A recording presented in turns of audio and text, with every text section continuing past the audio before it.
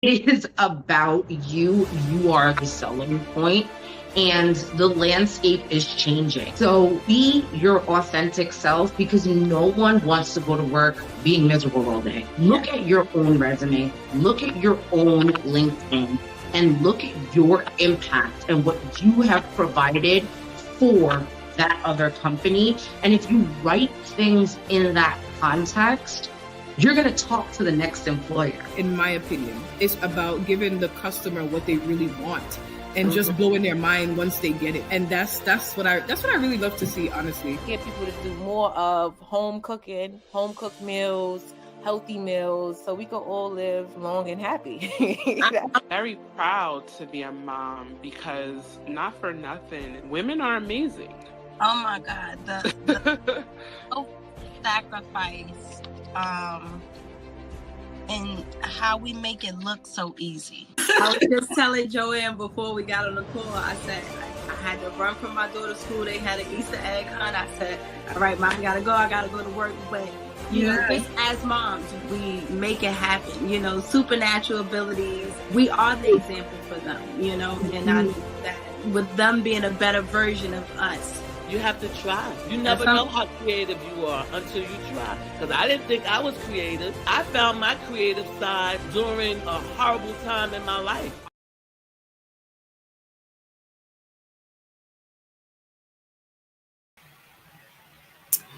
Hello, everyone. Welcome. Happy Thursday. It is Thursday's Lunch and Learn with Juneteenth NYC, and we are super excited to have you with us on today, as we are every week. But even more special today, we're going to be going back in time. We're going to be learning a little bit about some of our history. I'm just really excited about this, just the connections. Anytime that I'm able to connect myself, Juneteenth, and all things from the motherland, I am super excited for that. And so today we are welcoming a powerhouse. She is a change maker. She is one of our board members, but beyond just that, she has been doing so much. She is an event director, a community advocate. She is a visionary and also the founder behind Africa Everything. And I think that is so dope, right? Even her attire today is so Africa Everything. We were just talking about that before we joined. Hailing from Ghana and Nigeria, Aisha is a proud Pan-Africanist and a trailblazer in both the LGBTQIA and the West African empowerment spaces, which is very, very much needed right now with all of the changes, the challenges that are going on. With over 20 years of experience in marketing, advertising, and event curation, this is where we definitely partner. You know, our conversations when we first met was like, oh, we know about this, and this with marketing, and this with advertising, and this with event curation. So she is definitely my spirit human that I am so glad to be tethered and connected to. She uses her talents to connect and uplift and mobilize communities, which is something that is very much needed right now as we are utilizing our Juneteenth platform to do just that, to bring people together. So in today's session titled Africa Everything, Making Change in West Africa, Aisha will walk us through the history of her organization and the vital projects that she has been able to launch, both past and present and future, those that are to come, that we might be able to get involved in and kind of hear her story. This is all about transforming lives, right? And deepening ties between West Africa and the global diaspora, which is something that I feel like we're being moved further and farther away from right now. But I'm going to welcome Aisha to the stage. Where you at? Hello. Hey. Hi, thanks for having me, Athenia. How are you doing today? I am so great, and I am so thankful to have you on. I was like, as soon as you had mentioned something about what you were doing and how you had just come back from the motherland, I was like, sis, like, we need to get you on Lunch and Learn. And she was like, yes, absolutely. I would love it. So I am just thankful to be partnered with you and to have you to be a part of our advisory board and all the experience and wealth that you bring to the space. And welcome to everyone who is joining us from Instagram. We have Styles by Shanzi, Ish Crow, And those who are joining us on YouTube, definitely feel free, YouTube and Facebook, please feel free to check in. Let us know where you're hailing from, whether it be the motherland of Nueva York or any of the other places that we are connected to. So to get started, tell us a little bit about yourself. I know we kind of gave a higher level of who you are, but we really want to get to know more about who it is that you are.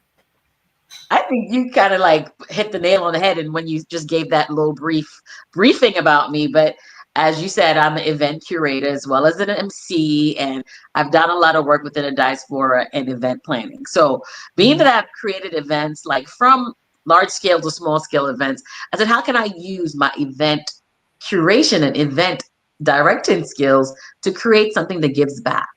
So 9 years ago, I partnered with a DJ and a couple of other like creatives to create a small fundraiser, like a grassroots, that it was all us. We don't have any grant funding or anything outside of what we raise at our annual event, which is coming up on July 27th. And it's called Africa Everything. So 9 years ago, I just said, you know what, how can I create something? I've worked in the nonprofit space with Hedrick Martin, with Gay Men's Health Crisis, with, with the Schomburg Center. I've done a lot of nonprofit work, but I was like, how can I further breathe into what is who I am and made me the woman that I am today, as well as empowering. Growing up with a grandmother that was a teacher, I knew education was so imperative. And I knew that there were some holes that needed filling in West Africa. And I started with West Africa. It's Africa everything. But, I want to start with 15 countries first and then start to build out. So the first event we had was in 2017. And we raised money for a young woman in Nigeria to get her schooling. She was into fashion. So we paid for her schooling. We paid for some supplies. And today she owns a business where she hires 5 full-time staff. Nice. So it speaks to starting with a young woman that had her design dream, and then she saw it come into full fruition in having her design studio. And so this date, we have some college graduates. We've worked in Ghana, Liberia, Senegal. Okay, wait, hold on. We gotta go back. Let's go back. Let's go back some. Okay, so first of all, you're talking about your story, and the reason why, like, our bio never fully reflects everything that we are, right? Yeah. And somebody said yesterday, I think it was like, every time you celebrate your birthday, you're celebrating the anniversary of your purpose. Yeah. And I want, like, everything that has happened in your life has led you to this moment and to the moments that have been created for you, so that you can give back in that way. Being able to fuel all of your talents, the relationship that you had with your family and how they've poured into you, and that's brought you to the space that you are in. And I just want to share and highlight that, because a lot of times as entrepreneurs, as individuals, we're like, why am I going through this? Why is this happening to me? And I want to encourage someone on today that whatever it is that you are going through, or that God is taking you through, is so that you can fulfill a purpose later on in life. You can fulfill a problem. And what you were just sharing to me is a testimony to that. Exactly. I mean, like, it's full circle, because I think that, like you said, everything that you learn and who you are builds who you are today. Working in the nonprofit field, creating an award-winning intervention that a lot of young men. Now, I just saw one of the young men that went through my intervention when I was working at the Hedrick Martin Institute. He's now a director at a major organization. A director. Not to age myself, but he's a director. So being able to touch people's lives and give them safe spaces and create like a community, because I think that a lot of us go out and reach out, think it's outside, but I feel like our communities, if we really harness them, can help us build out. So being there as a community and letting the community tell you what they need and how they need it is how we kind of build what is needed. I've never been into us telling people what to do. I'm all about peer culture, subculture specific work, meaning working with who and seeing what they want and helping them build out their ideas. And that's how you create success. Got it. So let's go back to the lady that you helped in 2017. How did you find her? So like what, I'm trying to think if I'm going to go to that question first, or the relationship with how did you even choose, that this part of Africa. So let's start with how did you choose this part of Africa, and then how you found this young lady. So I'm Nigerian and Ghanaian. So Nigeria, where I was, where I was raised, is where I was like, so let me start here because it's kind of like a safer space, right? And I happen, I'm very friendly with whoever I meet, right? So at the hotel that I stayed, I met the hotel, like, the dining manager, and he was like, oh, I want to tell you about my little niece, and she's a seamstress and she's going to school and everything. And just from that story, I kept that in my mind. And then I met her. He said, can you just meet her and talk to her, give her some positive words? I said, sure. I met her. I was blown away by her. She showed me some of her designs. And then when I went back to America, she kept in contact with me, and she kind of told me about some of the things she was going through while, going through school, navigating life. She had lost her dad suddenly. So it was I was like, wow, so maybe this is who God is sending to me, right? Yeah. So the universe is sending me this person to be my first person. And knowing, it's a first time fundraiser, we raised maybe $1,000, and it wasn't $1,000 is a lot. $1,000 is not a lot to us, but to them. Exactly. So taking that back to, like, and when we got the equipment and everything, giving her like the, working with her and everything, she was able to use that to finalize school and start to build on her business, because she would be, like, I don't know, about these, she would sell her products on Instagram and different things, and I would connect her with people that are coming back home that want to sew their things. So just like, small passing things through, and now for her to open her own shop. That's amazing. That's like, so she amazing. has a shop, a design shop with 5 staff, and she is churning out major things. And I'm like, wow, from this to that. So you just give people a little bit, like, just kind of like that. I don't want to go to go to Jesus, like how you teach a man to fish, he fishes fly, right? So that's what happened. Like, we just gave her a little something, and she was able to catapult that to being a full-time business owner. She owns her, she stays in her own apartment, her own home, like all of that. Self-sufficient. Right. Love that. I love that. So thank you for sharing that, and just how you even connected. And again, our story is never, it's aligned for us, right? I always say, if you see pennies on the floor and they're just scattered all over the place, you think somebody dropped them. But if you see them strategically aligned in a line, you feel like somebody placed them there. And I felt as you were talking, I was like, oh my gosh, this. And I think somebody shared Petra. Hey, Petra. Petra said, indeed, God sent you to her and you were meant to meet. So, it was definitely predestined that you were in that space for her. So talk to us a little bit about what Africa Everything exactly is. Like, what is that business? So Africa Everything is a 501c3, and as well as an NGO in Ghana. It's an organization that gets creatives and small business owners together to work, together to empower education in West Africa, and also to pair the diaspora. That's one of the reasons I am part of Juneteenth, is because I feel like we're one. There's no, like, sometimes people try to divide us, but that's not us. We are one people. So I want to learn more about history from our, the African-American history. And because, I had to learn a lot of stuff coming here into America, because they don't teach you that in school in Nigeria. I came here and learned a lot. They don't teach you here in America either. So, so I'm always learning. I said that when you stop learning is when you're done. Okay. So being a part of Juneteenth NYC also teaches me, and like, I learn different things, as well as the things that I've learned working within the field. So Africa Everything is just like us getting together with our own resources, putting our resources together we have an annual fundraiser where whatever money is raised from the annual fundraiser is what we use for our project for the year. Okay. And we also have a few, like, monthly donors, very, very sparse, but there is no grant funding. There's nothing done, but we've been able, with the money that we've raised, to do 5 different schools in West Africa. Oh, So wow. our next project was in Liberia, the Marcus Garvey School. So before Marcus Garvey died, when he had James Stewart, who was his second in command, and his second in command was able to go to Liberia because that was Marcus Garvey's dream to go to Liberia and build a commune there, but he wasn't able to because he died in the process. But James Stewart went there and built a school, in Bong County in Liberia, and that happens to be the school. And when I went to Liberia, I went and visited. The school was dilapidated.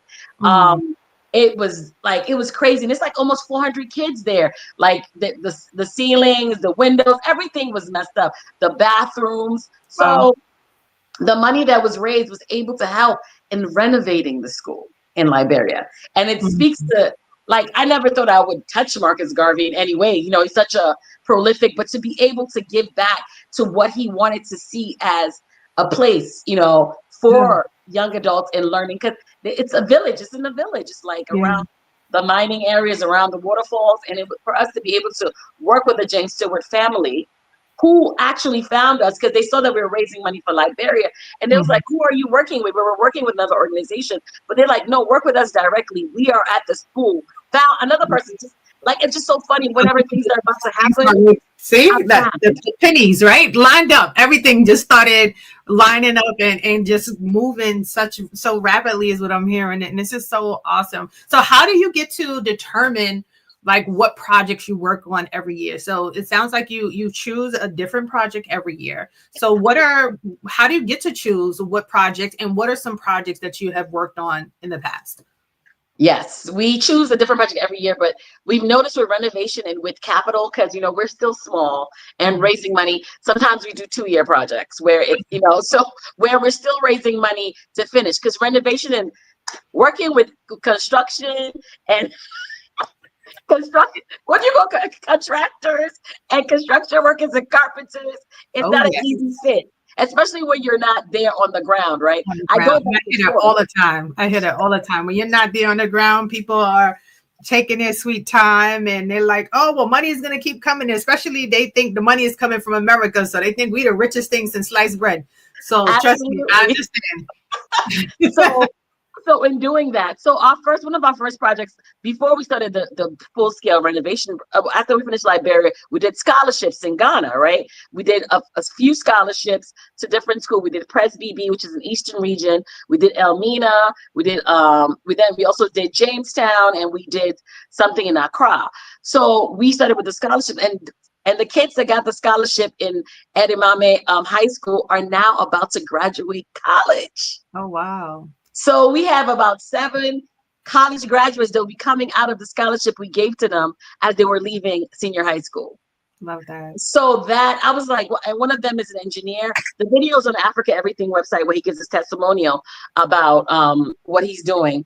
But after that, so picking the project, honestly, like you said earlier, like it just seems to flow into me. So one of our projects, Jamestown, which we have a video of, Jamestown. The way I found Jamestown, I was going sightseeing. I was making my YouTube videos, and then we met this guide guy, and they're always they're very pushy. Oh, do you want me to? I was like, I don't have any money. I don't want a guide. I know what I'm doing. I'm from here. You don't know, giving him a little, and he's like, all I want you to do is let me take you around, and then let me show you my school and my orphanage after. I said, okay.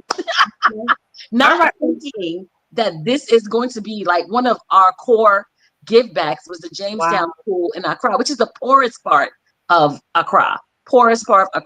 It's the fishing village where all the fishermen live. And this is a school that was created for orphans and low-income youth to be able to learn and be a part of something. So after our tour and everything, he then takes us to the school, and I fall in love with the kids. I said, I have to come back here. And Athenia, when I say they didn't have a roof, like rain was raining on them when they were, imagine them coming to school and they are getting rained on, and they're still coming. We complain just to get out of bed in the morning.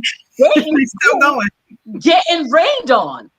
And they still there, and they focused. Not having enough chairs and tables to sit down. They're all pushed up together because it's a small space. So I was able to gather and then raise money for that. And I feel like a lot of the projects, God kind of just brings this to me, or the universe brings it to me. It's like I could like, how am I gonna Like sometimes I don't know where to go, how to tap in. And then all of a sudden, I'm tapped in. One of the projects in Kumasi where we helped renovate a school in Kumasi called the Diamond State Academy, I literally met the young teacher who was amazing. She went viral with something she was doing with the kids when she was high-fiving them. If anybody ever saw the video of a teacher, African teacher high-fiving the kids. And then we connected on Instagram. And then full circle, I came, visited school, brought small supplies at first. And then I saw the need, raised money, and we renovated that part of the school for the young kids. So I just feel like projects almost kind of find Africa everything. Or people know, so it's like the community is feeding, and the power of social media too. We get reached out to now by different countries in in Africa actually, to help in processing the project. So I per se sometimes don't really go hunting. It finds me. It just kind of comes to you. Well, I want to show the video, and then we can come back and we can talk about that. So I'm gonna share and make sure. Hello, Monica. Can you come over? We can chop love and tuna. But tuna, I don't mind that Uber driver. I go be by that Uber. Oh my God, pardon me money. Let me your baby, and I go make you my lady all night long. Pardon me money. Make me your baby, and I go make you my lady all night long. Pardon me money,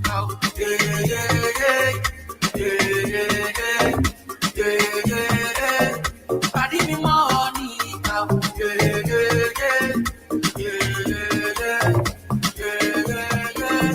Pardon me money,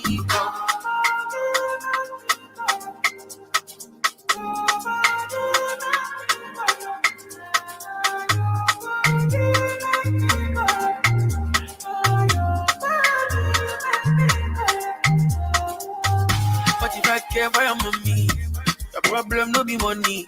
See how the girls do they want my attention. Fake booty girl no they near me. Don't get rich, I got that cheddar. So you know they fear me.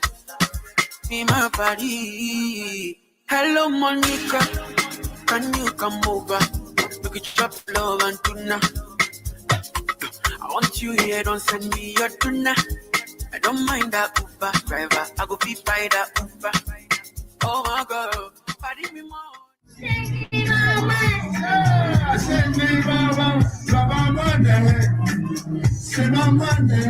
Come on, sing it.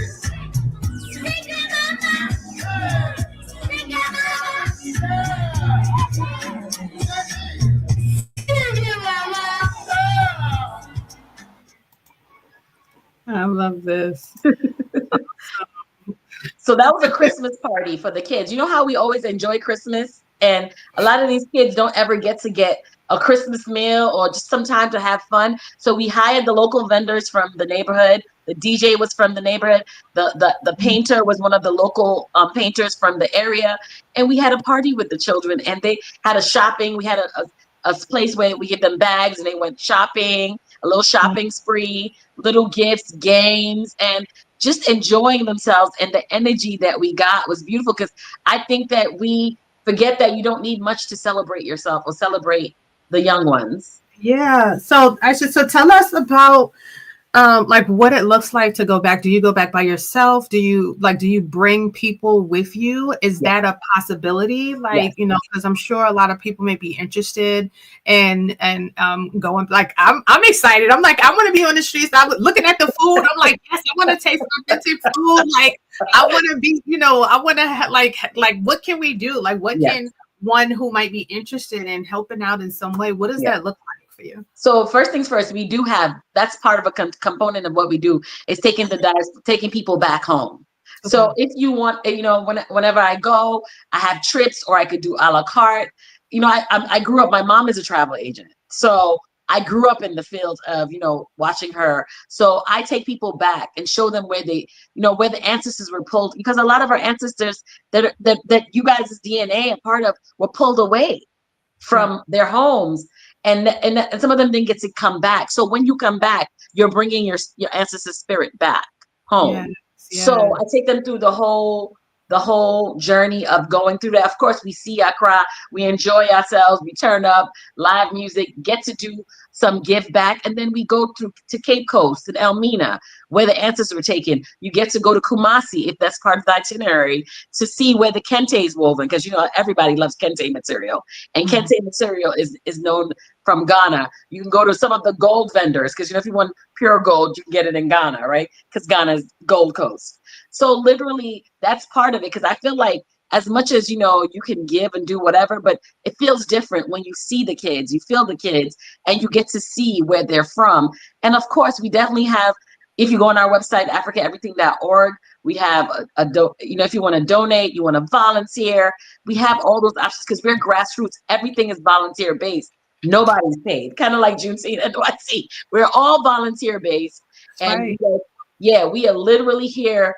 Everything that comes in goes right back to doing the work that we're doing.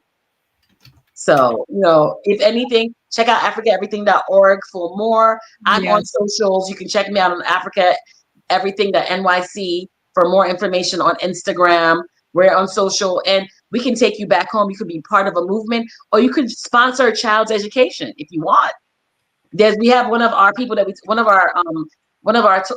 that we took to Ghana, Kumasi, is sponsoring a little girl's education right now through the school, like sponsoring her, getting her uniforms, because you have to get uniforms, you have to get small supplies, and things like that. So that's amazing. So it's full circle, and you get to be a part of the give back, whether it's a feeding or it's just hanging out with the kids and finding out more about them.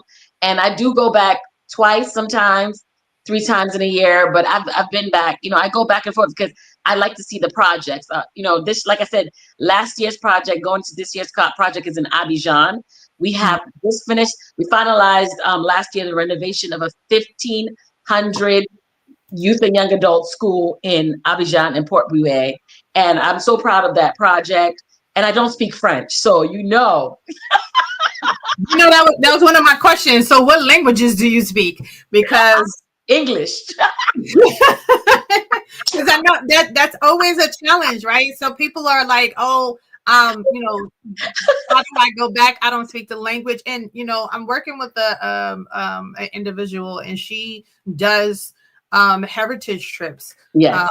Up to not just the places abroad, but also locally as well. What would you say, what do you do to help with building in protection, like safety? Because that's a big issue for a lot of people when they travel. A lot of people want to participate and do stuff like this, but they're like, how safe is it? What does that look like? So what have you done? What have you put in place, and what have been your experiences around that? Yeah. When we go on the ground, of course, I'm versed in the area as well. And of course, let's say, for instance, when I went to Abidjan, I know a few French words. So I navigated with that. But having somebody there, we always have a guide, versed guide, accredited guide, as well as, if let's say somewhere like Nigeria will have security. I mean, it's not to say anything, but Ghana is like the gateway. It's more than, it's safer, right? There's some, of course, incidents happen, like phones getting stolen, different things, but it's a little safer. If you're careful, we usually are in a group, we're all together. I don't like people to stray away. Like if let's say we're in a market, I divide, let's say it's 20 of us, we divide them in little mini groups with a guide. So depending on the amount of people we're taking, we have we have one guide per every 5 to 10 people, depending on what we have. So their guides are versed in the land, they're versed in haggling, because part of African culture is haggling, right? Exactly. Let's say how big we're haggling. So we make sure, and then we stay in accredited hotels, accredited, we go to restaurants. Of course, we make sure the restaurants are vetted. So everything is kind of curated for you. So you're just going in. It's kind of like, hiding the medicine, the food. You're going in. Everything is from the hotel. If you want air, we take care of that. Hotel, food, excursions, everything is included. So you really don't have to worry about anything but just come in and packing your cute outfits and then buying some more outfits when you get there. Yeah. and so my family is in Costa Rica, right? And so when I go there, my aunts and my cousins and stuff like that, they'll be like, oh, you're leaving this for me, right? You're leaving this for me. So is that the same kind of thing that you get there? Same thing. same thing. I just took a group through. I just took a group from Ghana to Benin and Togo and then Benin, and literally the guides, you know, the guides that were working with me, 2 or 3 or 4 of them, and the bus drivers, all got big bags of stuff. Everybody left their toiletries. They left clothes. People didn't bring a lot of stuff back because, of course, they went shopping. Yeah. They got those shopping bags up.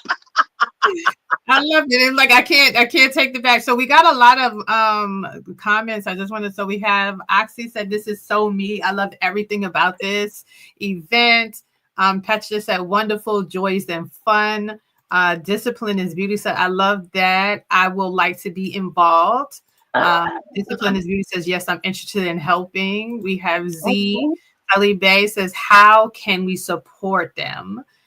Biz Savvy Artist said, beautiful, love this. Sister G said, yes, my DNA is Hausa Fulani, Nigeria. Sanu is the word for the Hausas. Sanu. Okay, yes, I love it. And then this is just us sharing some information. We put up the website. Somebody asked for the website. We dropped the website, and it's also on the bottom. I also dropped it in Instagram for those who are interested. This one is Beauty said, I love that. And then this one is Beauty says, they have technology. Their technology is amazing. They have these earplugs that you can put in your ear, different type of language where it can be translated. Yeah. I just saw that. And Kendall said, this is real informative. Petra said, question, when you are mentioning pairing, what came to mind is microloans. Is that something we can do in support of our brothers and sisters utilizing a reputable tool?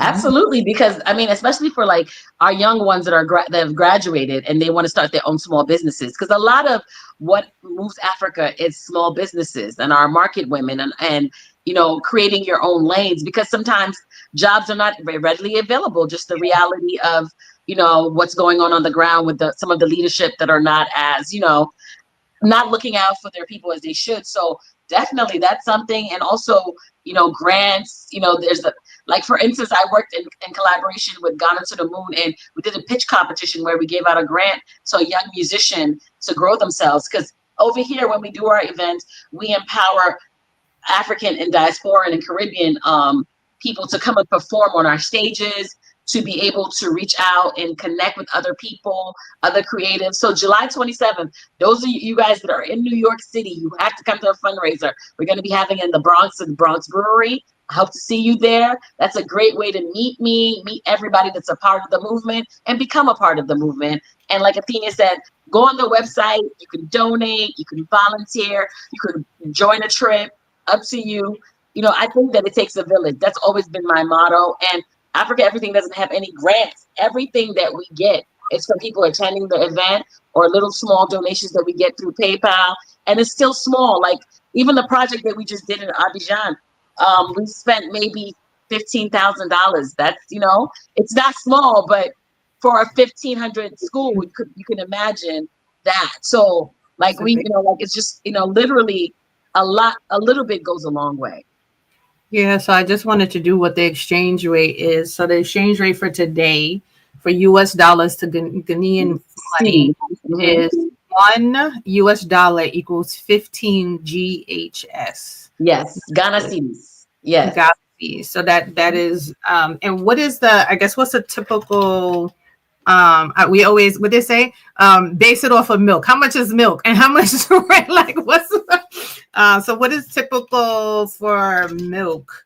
Okay, so because of the way the economy is, because you know it's the poverty index or whatever. They even sell milk in little packets, like literally, like, and they like sachets that you can pour. So you can get one milk sachet for maybe like 2 Ghana cedis, 3 Ghana cedis, but it's just a small milk, maybe 1 or 2 cups of tea, right? But then a thing of milk that you can buy, it'd be like 50 Ghana, 40 Ghana, 70. And inflation is really hitting Ghana very hard because the diaspora is coming there and their lifestyle is moving the income level up, but the people are not getting paid that. The median income is maybe $40 to $50 or $60 a month. That's the median income. Can any of y'all on this live live on $40? I just spent $40 sitting here looking at y'all. $40. Meaning, and these people have children. They have children. They have families they have to feed, as well as they have to pay rent, and they have to pay their rent 2 years in advance. 2 years in advance. In advance, with like their housing rent. Yes. Huh? A lot of them end up taking loans or trying to save the money. So like how we pay rent monthly? No, they pay their rent 2 years in advance. They pay their phone bills as you go.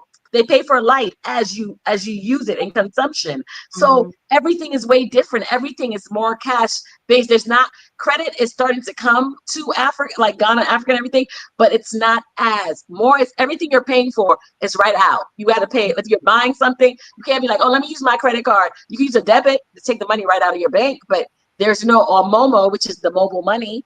But literally, so imagine, I was like, how I saw this young lady that was, I stay in Airbnb, and she's making 400 Ghana cedis, which is maybe $30 or $40. So you can think about how things are. So literally, wow, it's way different. And in Liberia, it's even less money that that they get monthly. So it's still like as there's progress, as you're seeing the uber wealthy coming out of there. There's uber wealthy people. There's upper middle class, of course, but literally the poor, definitely the lower income definitely surpasses what is thing. That's why Africa Everything is there, because they're not fixing the schools, like infrastructure and stuff like that. So what little we can do, we are pouring back in, because I think that it takes us giving back. I know we always say, oh, let somebody else help. No, we have to be the change that we want to see. Well, thank you for sharing that. And like I said, I mean, it helps to bring things home and to connect the dots, right? I remember growing up and you stay up 10, 11 o'clock at night and you start seeing these commercials for just $1. You can help somebody, even for a month. And you see all these people with these big bellies and all that other stuff. So like, that was always my vision of any of the, the African countries. And when I started meeting and having conversations, like technology is like amazing now, right? Now being able to be on WhatsApp and we, are talking, like I was sharing earlier, one of my friends, she has a restaurant out there. And so she has her fields, like where she has it enclosed, so they have the little parties and gatherings and stuff. And so I'll be on the phone with her while she's doing her stuff, and I'm just like, wow, like this is, and she driving around in cars and going to these big old events and stuff like that. And I'm like, okay, like y'all doing some stuff. So like, we also have to know, like you said, that they're like here, right? You can go in one area, especially in New Jersey, right? You go to Atlantic City. What is not Atlantic City? Yeah, Atlantic City. South Jersey is uber class. You go to Newark, Weekway, you're like, what's going on? Like, what's going on? Or you walk one block from and you're like, oh, okay, this is not the neighborhood you want to be in walking. Like, you need to be in a car and lock your doors, kind of situation. Exactly. So, just to note that is happening everywhere, and especially in places and the drastic difference. I mean, even I think you had shared some pictures on Instagram, and it was like, I saw the difference. It was like some pictures had people with shoes on and some people didn't have on any shoes. And I was just like, wow, like, what that must be like to be in spaces where you might be in that middle space and you're like, oh, can I afford to get my child shoes? And they are walking the beaten path like barefoot, and it's hot. It's really, and it's so funny. There's a misconception, like you said, there is modernization in Africa and all of that. Like when I first came to America and I had a junior high school show in Seattle, it was like a lunch and learn. The kids were asking me, I had to wear my little African outfit, and they were asking me questions like, did you come here in a banana boat? I'm like, can I fit in a banana boat? Are you swinging on trees? I'm like, where? How am I going to be able to get on a tree? I couldn't even climb a tree. So, it's so many. And I think they do that to block us from being, like, to connect. They make us seem like less than or whatever, when everywhere has, like you said, a polar. We have uber wealthy. We have middle class. We have lower class everywhere you go. So everything that is here is there. As you can see, even the pictures that I posted or the video, the videographers have better equipment. You saw the video that was done as a videographer from Ghana. It wasn't me taking that video. So literally everything that is, and if we kind of like help in harnessing these young minds, there are millionaires in the making. There are business owners in the making. They are teachers in the making. Absolutely. It's so smart. So let me ask you, so like, yesterday for our Juneteenth board meeting, we have every Wednesday, right? We talked about last night the new executive order that our president put out, which was on March 27th, which was on my birthday. That's why I'm like, okay, it would be that one, right? Where he's reinstating some of these statues that were taken down during Black Lives Matter. He's also challenging the fact of the Smithsonian's and some of the educational institutions that talk about the history. As you were sharing, I didn't learn about the history, and I rebutted and I said, and that history is also not being shown or shared in the educational institutions currently. So we have organizations like Juneteenth NYC who are talking about what it is to be African American and what it is not, and changing the narrative around what it is not, right? Absolutely. And then we have these museums who we are honing artifacts for us. So I said that all to say, what does it look like in, let's say, in Ghana for I know they say, oh, it's not the same, right? They say that it's not, that racism is more about classism or things like that. What have you experienced when you've gone? I mean, I think that there's that also, like, because there's different ethnic groups in Ghana, right? So there is that divide too. And what I'm saying? Like, you don't talk about, tribalism happens in Africa. That's, like, I'm Ewe, I'm Ga, I'm this, I'm that. They have certain stereotypes with the different tribes, right? With that, with what's going on. But I think that everything that's happening in the US when it comes to some of these draconian laws, right, are happening there, because a lot of people travel back and forth, right? Even when I was coming back, I was like, is something going to happen with me and my passport? Hope they don't stop me and say I can't come back inside of the US. Hope they don't come and say, Aisha, you can't go back. Everybody was running scared because they had these different things, but I had no issues when I traveled because I am a U.S. citizen. I was able to come in without any problems or anything, but a lot of stuff is coming back and forth, and trade happens with these tariffs.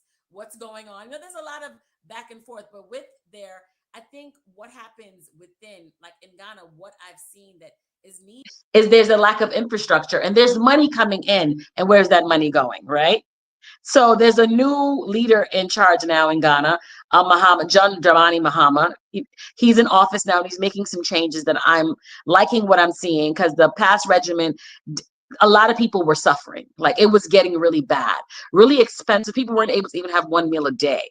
So it speaks, and then some of the people in their cabinets are very, very wealthy. So it's like, the same thing that kind of happens here, where, politicians play with money, or whatever. So I'm just like, when I say that what they need more is like infrastructure, healthcare, schooling, which is, those are some of the things before they start. Because, when you go to Ghana, you can find they're selling homes for $1 million. I'm like, what got, what I'm saying? Like, like it's in that, there's that mindset where they're ahead, but then there's things that you need to put in place before you go to that aheadness of charging in dollars instead of cedis. So I think that happens, and the inflation that's happening here is happening there. Whatever happens within the US, kind of dictates what's happening in the world. Other places. Yeah, I get that, and I understand. So just in talking about that, how connected have you been to the politicians in Ghana when you have gone? Because I imagine, I don't know, I just envision, going to some place and you're trying to do all of these things to better the area, and they're like, what's going on here? Like, who are you? What are you doing? Like, what has that experience been like with some of the political realms that are there? So in Ghana, I've been stealth. I really haven't. I haven't really connected because I haven't really connected with the politicians, but in Abidjan, I connected with the embassy here. So I'm working with the consul general who was in charge, the ambassador of Abidjan. So it made navigating, when I went there, I met the politicians there, and it was different, right? Navigating that space. And I think that when politics get involved, it becomes a different but dynamic, right? You're reporting back when you can move stealth. You do what you got to do, and you get out. But with politicians involved, then there's that. You got to report back. You got to grease some wheels, do different things. But literally working with the ambassador of Abidjan, he's been nothing but amazing, very forthcoming, and we're actually doing another school in Abobo, which is one of the poorest parts of Abidjan. This is our second project in Abidjan to finalize our work in Abidjan. So I work with the politicians there, but also with me. And I think that with Ghana, usually, like, I have to connect. I'm going to connect definitely now, right? That I feel a little bit more comfortable with the regime, and finding out how I can work with the diaspora affairs office there and let them know about the work, because we've done like 5 schools in Ghana. Like, it's, in different regions. So definitely that is something that we're working on. We are a certified NGO in Ghana. So we are also registered in Ghana as an NGO and registered here in the United States as a 501c3. And what exactly is an NGO? What does that mean? NGO is a non-governmental organization that does nonprofit work. It's their version of a nonprofit is the NGO. Got it. Okay. Yeah. I like that. So you did bring up, we got 5 more minutes, maybe 4 minutes. I do want to bring this in just in this space, because you did talk about like the tribes. And I'm always curious to understand and know like how the tribes are working together or not working together. I know, we had all these movies that came out and people were like flabbergasted, like, oh my gosh, like, there were Africans that actually sold other Africans into slavery. And it was like, it was just like the light went on. Like, I've never heard of that before. So I know it was like the Ashanti, the Fante, the Iwe, were some of the major tribes that did the selling to the Anglo-Saxons. Have you done some history in that space? Have you gone and visited any of those tribes? And I really am curious to know, like, what's their makeup? Like, what's their response to that? Like, where things have landed now? Exactly. So unfortunately, also I'm part of the Fanti tribe. That's my Ghana side, right? Okay. And the Fanti tribe were like some of the big brokers when it came to slavery, right? Mm-hmm. Within the Fanti tribe is in Elmina and Cape Coast, Takoradi area, and a lot of the slave dungeons are there. I call them slave dungeons, not slave castles, because that's not nobody's castle, right? Yeah. So being able to go there and learn, because I think a lot of the people are starting to learn. Like, they need to actually do a lot more education for like maybe the people that are more localized, but in the colleges and in the schools, they make sure they verse them on what happened with transatlantic slavery. So Elmina and Cape Coast Castle was some of the places where stuff happened. And for me, when I entered Elmina and Cape Coast, I came back a different person. That's even probably what kind of helped me feed the work that I was doing, because it was right before I started Africa Everything that I went there. And just to see the way that they had our ancestors in spaces, the way that some of the people that were in charge of these dungeons harassed and did things to our ancestors. There's literally more, like in Fantasyland, there's some lighter people because of what happened, right? Mm-hmm. So there's a church, what the juxtaposition, there's a church right inside of some of these dungeons. So they will go to church and then come back and do what they did to our ancestors. Wow. And like, to imagine, like, in a small room, 100 and something bodies on top of each other, you're going to the bathroom in the same space. You're having your time of the month in the same space. You're having babies because people have taken advantage of you in the same space. Mm-hmm. So it's really jarring to see what happened, but it's really good to be able to bring people back to, like, one of the places that you would see is like the last bath, where our ancestors took their last baths, right? Mm-hmm. Before they went to the various places, because slaves were brought from Burkina Faso, Benin, Togo, Nigeria, all of them, like, brought and housed by where the major ports are. There's slave camp in Badagry, Nigeria, and Gori Island in Senegal. So I think with the tribe, the Ashanti tribe is more of the opulent because gold. That's where gold is, right? A lot of Ashanti, there's gold all over Ghana, but the Ashantis were known for their gold, and they had a warrior that was called Ya Santua. It was a woman, and when the British tried to take the golden stool, which is very sacred to the Ashantis, she fought them tooth and nail, and it took a woman. Okay, it took her woman and her warriors to fight off what was going on. So I think that people are learning. Like I love the fact that so one of our schools in Kumasi, Diamond City Academy, we sponsor them going on a field trip to Cape Coast and Elmina, because I don't think you should you got to know where you're coming from to know where you're going. Yeah. So, and you get to see a lot of the young adults and the youth know about slavery now, are more innate and are more in tune. And I know it's horrible to hear that our ancestors did that, but the same way that they were also broken by a lot of the Arabs don't get a lot of backlash for bringing. They were the brokers of the slaves. They were the major middlemen, right? But nobody ever hits them hard. So it's like a lot of people were a part of this, and it's so unfortunate, but it's very great when people actually forgive and forget. I went to Nigeria and we saw the Ani of Ife. He actually apologized to the group of diasporans I took that I'm sorry for what my people did to you. Wow.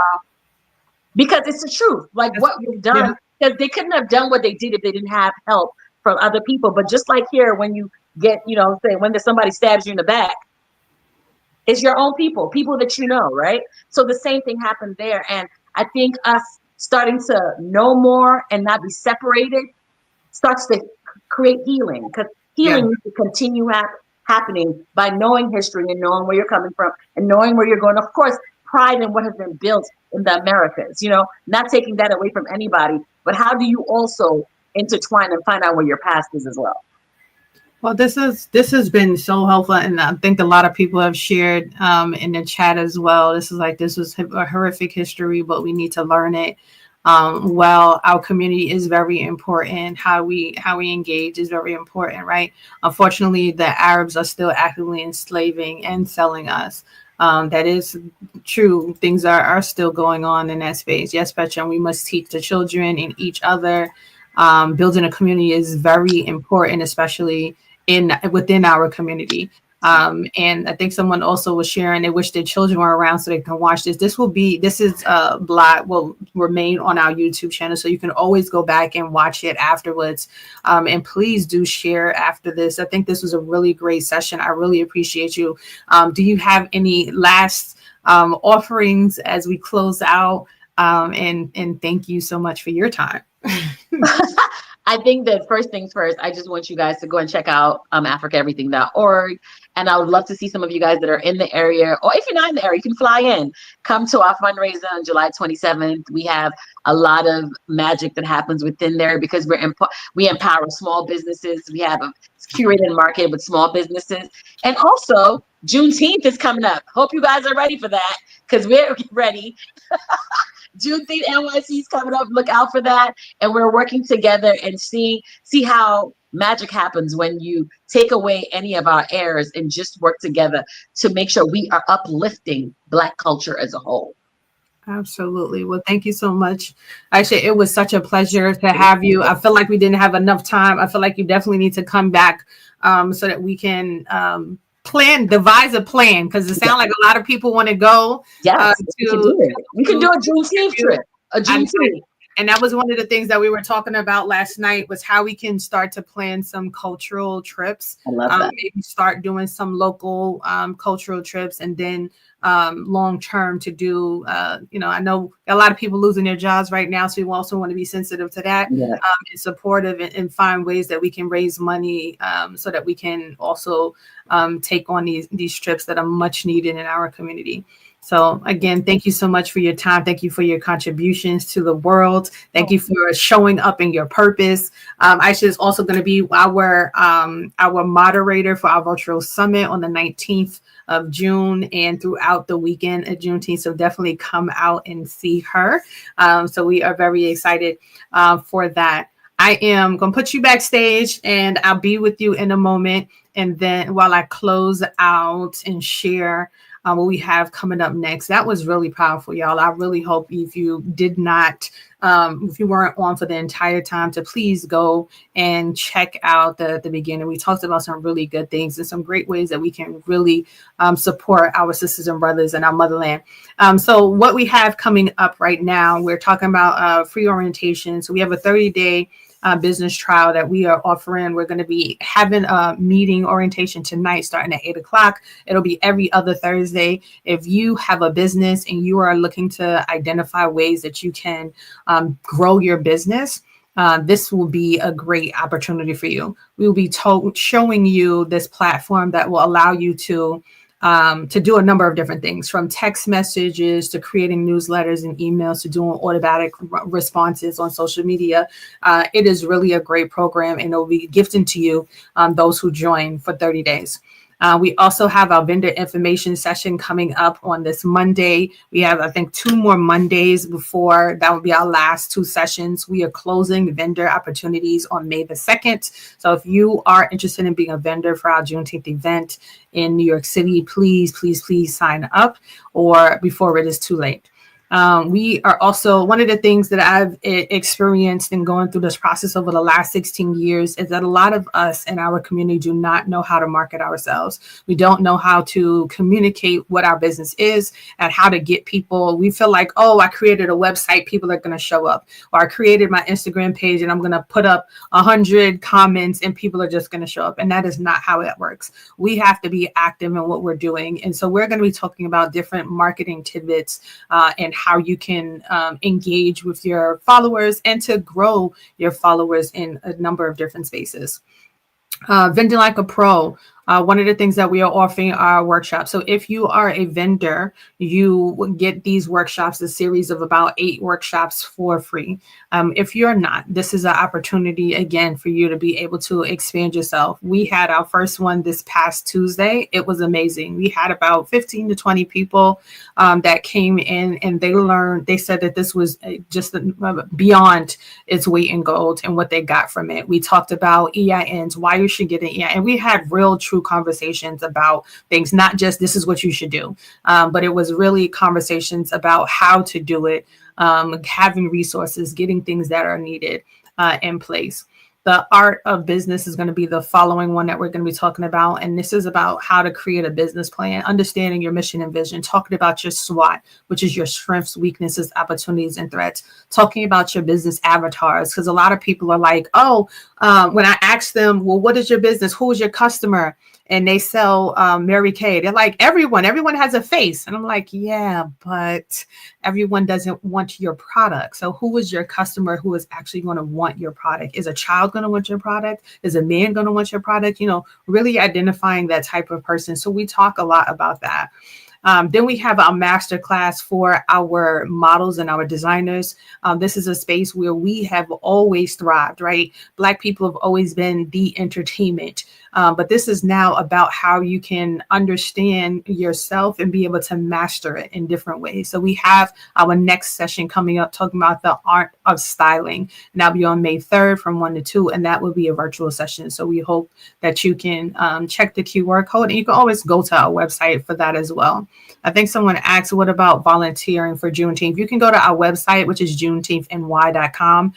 We have an area where you can register to volunteer. We absolutely have volunteers. They actually had a training orientation last night, and I think they'll have another one in another 2 weeks. So we are continuing to have sessions on that. This is another one of our topics, numbers that matter. Again, understanding your numbers. When people are like how much is your body butters, or how much is your oils? And people are like, oh, well, somebody else is selling it for $5. I'm going to sell it $5 too. And not really understanding what your break-even analysis is, or offering, oh, I'm a donate, or I'm going to give you 50% off. How can you give 50% off if you don't know what your break-even analysis? Your 50% off could be cutting into your profit and you walk away with nothing. Is that really what you're trying to do? So really understanding what that is. What is your break-even analysis? And we'll be giving you some materials to walk away with afterwards so that you can utilize that to identify what's your break-even analysis.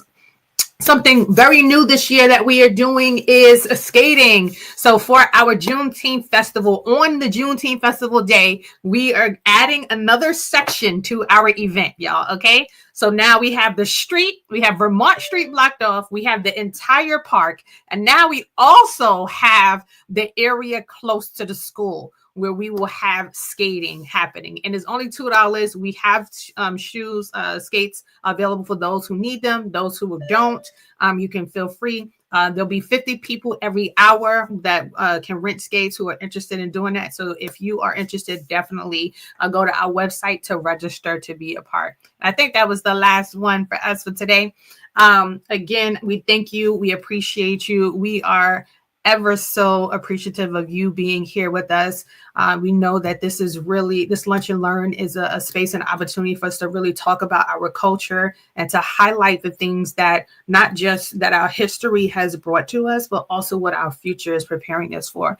And the only way we can do that is together. So thank you for helping us change the narrative together. We look forward to seeing you next week, Thursday. Please share one, teach one, and please bring one to the session for next session. Have a great one. Happy Thursday. Happy good weekend, everyone. Bye.